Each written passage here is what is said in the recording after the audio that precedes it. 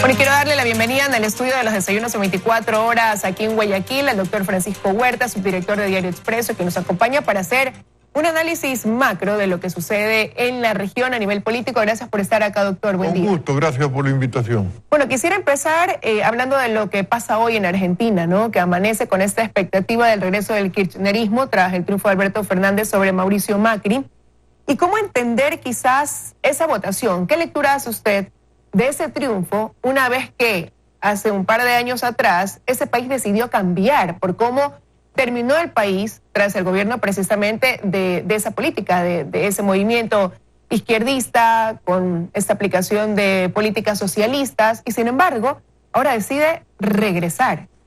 Sí, yo no sé si se fue alguna vez, ¿no? Así que no sé si ha regresado o siempre ha estado allí, fuera del poder pero cercano al poder. Y visto los resultados del gobierno Macri, con los ajustes requeridos para resolver parte de los problemas que dejó el gobierno kirchnerista anterior, da lugar al retorno del kirchnerismo, por paradoja. Es complicado. A mí me gustaría mirar el mapa completo de América Latina, porque revela como tejido común gran descontento, con circunstancias distintas. Gran descontento con circunstancias distintas, pero partiendo de algo. Sí. Regresemos al ejemplo de Argentina, ¿no? Mauricio Macri recibió un país con una economía muy golpeada. El kirchnerismo salió dejándole a Mauricio Macri, pues como decía, una economía con saldos en rojo, con una proliferación de subsidios, cerradas las puertas al mercado internacional. Decide Mauricio Macri recurrir a los créditos a través de los multilaterales como el Fondo Monetario, y eso se convierte para él precisamente en algo que lo lleva en un punto vulnerable, ¿no? Lo lleva a ponerse en ese estado al punto de perder las elecciones. Entonces, ¿cómo uno entiende que cuando él recibió un país así por parte de Cristina Fernández, además envuelto en un ambiente de corrupción, tienen que haber sabido que era muy difícil levantarlo, que el tiempo que ha estado tampoco es que iba a dar los resultados quizás esperados, pero hoy deciden regresar a ese país que igual quedó en cifras en rojo?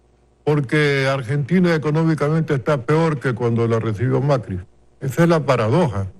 Es decir, los remedios a veces resultan peor que la enfermedad, porque tienen visiones distintas en función de intereses que no necesariamente son los del gran pueblo latinoamericano. Con otro modelo, Chile ha logrado recuperación económica, pero no redistribuye. Y lo mismo pasa en la Argentina.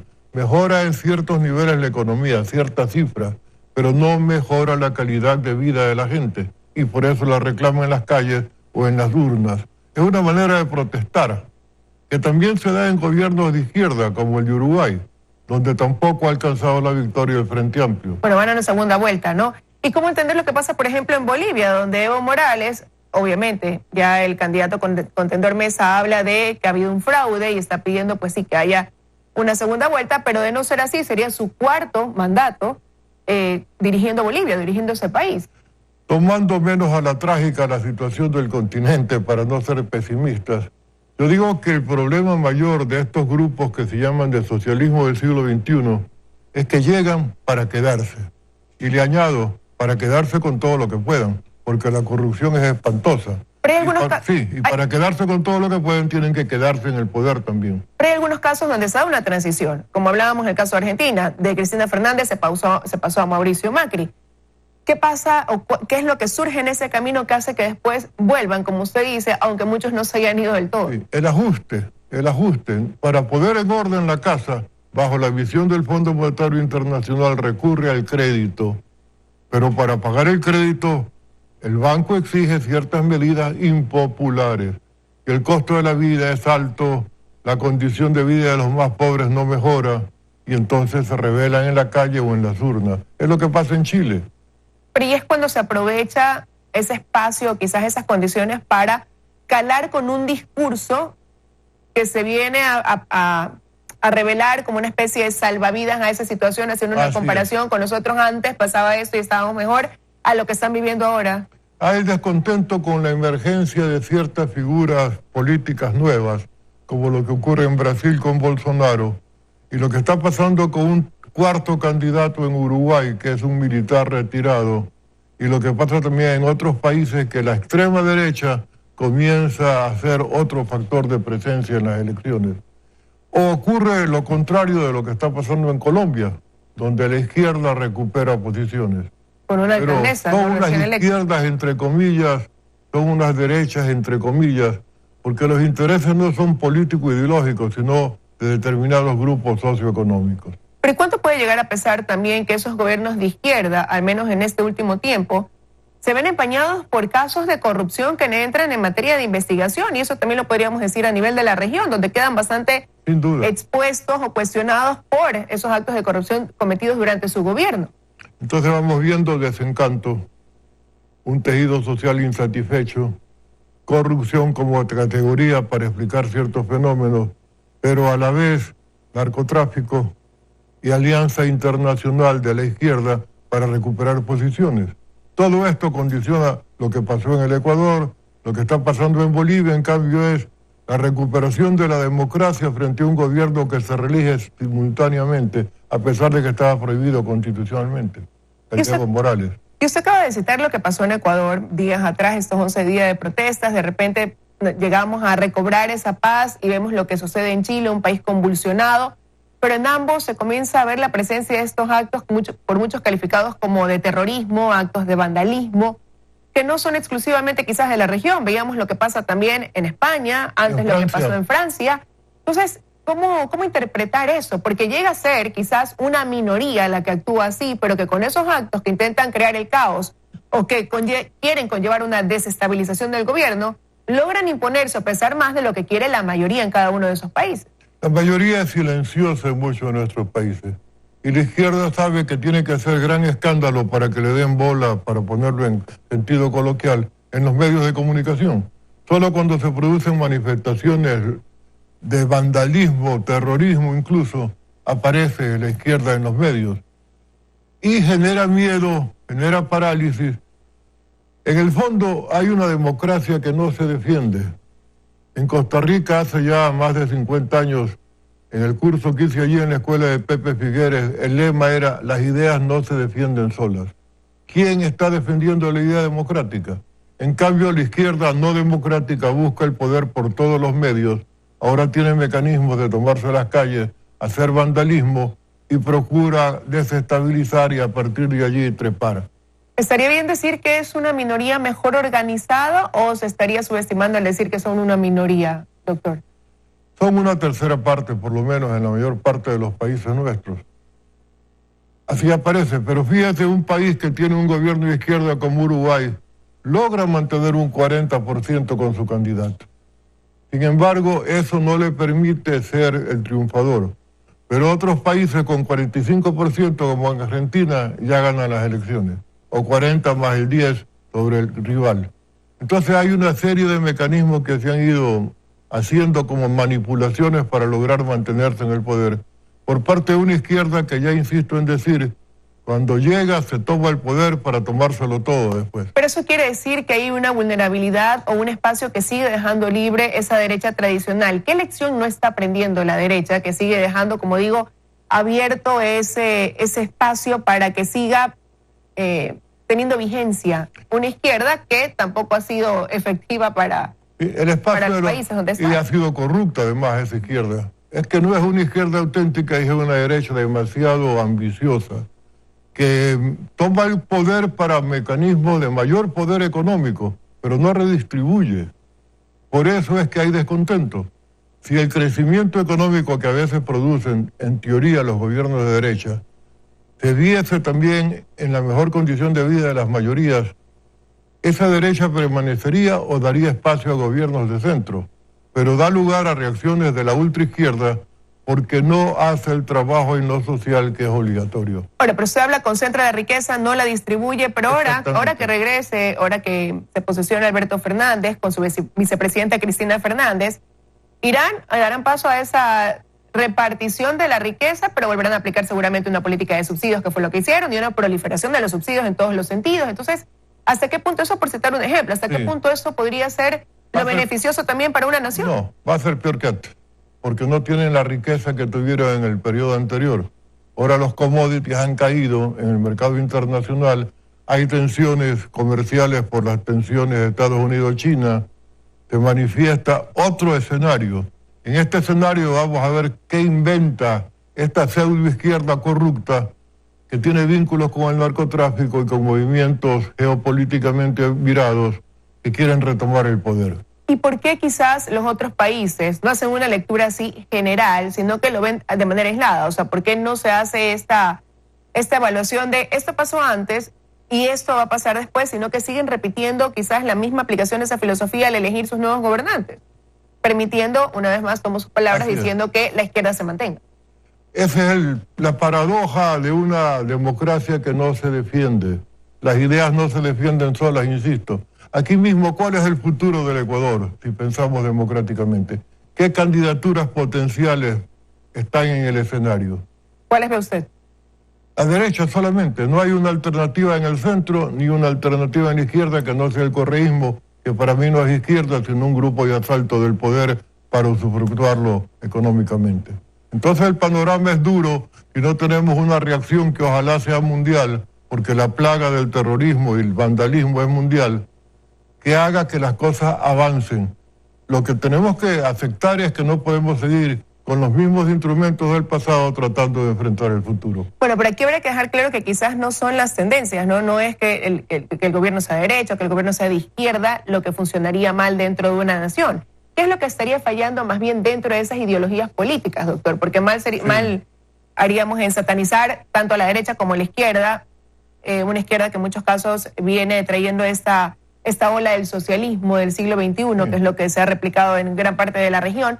Entonces, más bien, ¿qué es lo que está fallando dentro de esa? Yo digo que un equilibrio en el centro político, dependiendo de cuál es la condición del país, centro-derecha, centro-izquierda. Si el país tiene un nivel de desarrollo económico, hay un capitalismo inteligente, centro-derecha puede hacer bien las cosas. Pero si es un país pobre, con gran diferencia entre los de arriba y los de abajo, tiene que ser centro-izquierda, porque el tema es que la derecha no redistribuye y la izquierda quiere arranchar, y por ahí no funciona. Y dentro de todo esto surge un elector ahí potencial que me llama la atención en lo personal porque he visto en estas protestas, en estas manifestaciones acá en nuestro país, en Chile también, y es un electorado joven, que hoy sale a las calles a rechazar. Veíamos en estas manifestaciones nuestras muchos rostros jóvenes. En Chile, como le repetía, igual. ¿Qué está pasando con ellos? Son una nueva generación que está viviendo quizás correcto lo último que podemos ver, lo más reciente que podemos ver en los países. Entonces, ¿qué está pasando? A mí me gusta ver que los jóvenes vuelven a participar políticamente, con ideales nuevos. Un componente que no era de mi tiempo, sino recién comenzaba a emerger, el medioambiental. Ahora los jóvenes tienen partidos verdes, como acaba de ocurrir en Colombia, y ganan elecciones. Los movimientos emergentes con viejas figuras o nuevas, porque Clara López viene haciendo política hace tiempo, pero Daniel Martínez no, y son figuras emergentes, y quieren con una nueva plataforma tomarse el poder. Esas consideraciones son las que tienen que hacer los viejos partidos para darse cuenta que están obsoletos en X, Y, Z y ponerse al día para ser un instrumento de la democracia otra vez. Ahora, pero lo que yo también iba era el hecho de esta presencia joven en actos vandálicos y en ese rechazo y en esa protesta social. Si bien es cierto, todos tienen el derecho a manifestarse, pero de manera pacífica. Ahora vemos que ellos son protagonistas incluso de estos actos de vandalismo. Entonces, ¿por qué actuar ese electorado joven, como digo, con tanta violencia? En Colombia menos en estas elecciones, ¿eh? En Colombia han participado electoralmente. No, por eso me refería básicamente ahora a Chile y Ecuador, que ahí vimos. Pero lo que le quiero significar es que hay países en que no. Son juventudes que tienen un factor que está faltando en otros países. Mejor educación. Uruguay era la Suiza de América tiempo A.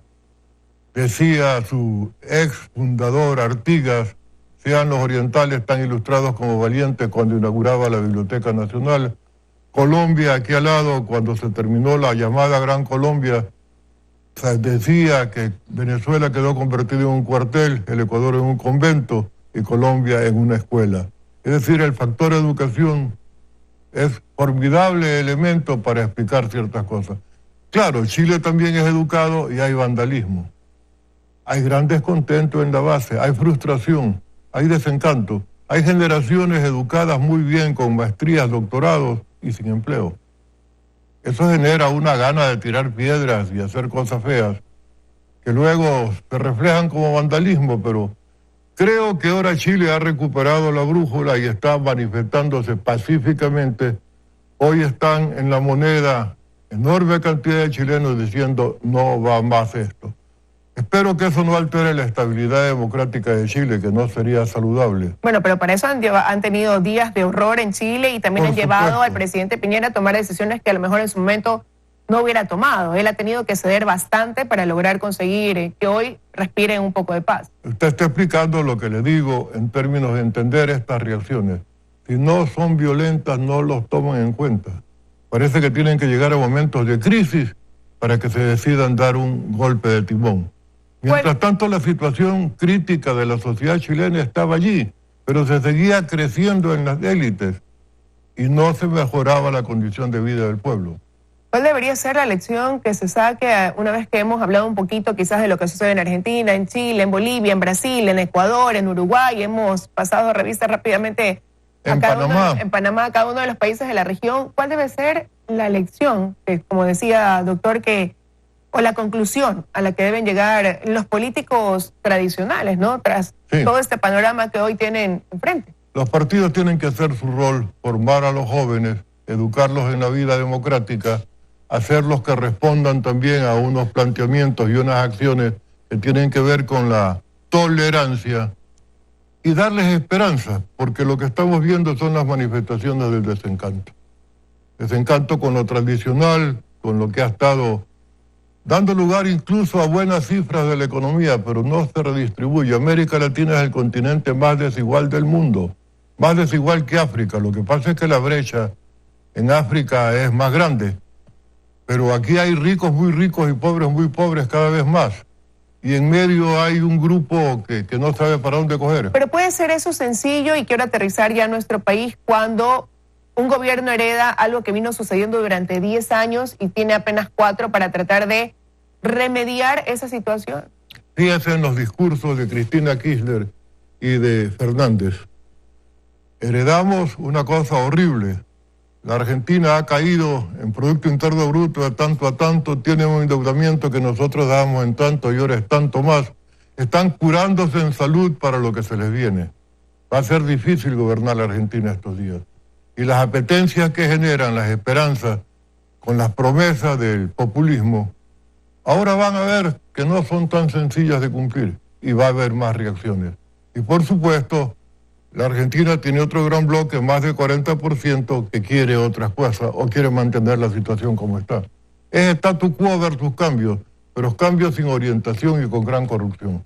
El resultado puede ser explosivo. Horroroso. Y ya aterrizando, como le decía, a nuestro país, donde también tuvimos un gobierno de 10 años, ahora un nuevo gobierno que ha sido claro desde que empezó en decir cómo recibió la mesa no servida, como decía, y bueno, ahí preguntaba yo, en 4 años quizás no se logra reparar todo lo que se vino arrastrando desde hace una década atrás, ¿no? Pero estamos a las puertas también de unas elecciones en el 2021, el 2020 será un año muy electoral, muy político. Sí, entendida la política más allá de solo los partidos, las otras funciones del Estado tienen que hacer lo suyo para que la sanción determine que aquellos que son designados como culpables de la corrupción no son tan designados como culpables de la corrupción por razones políticas, sino porque son corruptos. Pero la justicia tiene que probar que lo son. ¿Por qué reeligen como vicepresidenta, pero la reeligen a Cristina Fernández si toda América Latina y el mundo vio las cajas de caudales de Néstor Kirchner y vio a gente contando billetes y vio las cuentas de la hija de Cristina Kirchner y sin embargo votan por ella? ¿Qué hizo mal Macri? Bueno, es horrible. En la práctica desespera cuando uno escucha en televisión los debates. El señor Macri le dice, todos ustedes son corruptos a los peronistas, y el otro le dice, y tu papá también, y ahora están desayunando juntos. La verdad es que, bueno, muchas lecciones que aprender, ¿no? Sin duda que sí. Y eso, cuando uno aprende, hace que esas cosas no se repitan. Y ojalá que nos curemos en cabeza ajena, porque eso no ocurre, pero podría servirnos mirar qué está pasando alrededor nuestro. Sí, porque a veces tenemos la memoria muy frágil. Sí. Quiero agradecerle, doctor, su presencia esta mañana aquí en los Desayunos de 24 horas. Vamos a ir a una pausa, regresar, y ya está aquí en nuestros estudios el doctor Vladimiro Álvarez, integrante del Comité Evaluador de Jueces y Conjueces. Junto a él analizaremos los resultados que conllevarían, tal y como están las cosas hoy, a la destitución de la mayoría de los evaluados de la Corte Nacional de Justicia. Ya volvemos.